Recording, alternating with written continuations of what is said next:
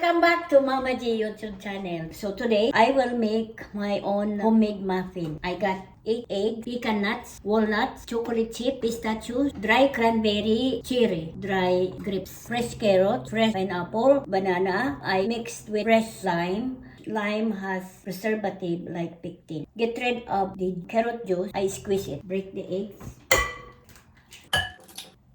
1 cup of honey, 2 tablespoons of vanilla, 1 tablespoon of baking powder, 3 teaspoons of baking soda. All the dry goods must be mixed in one bowl.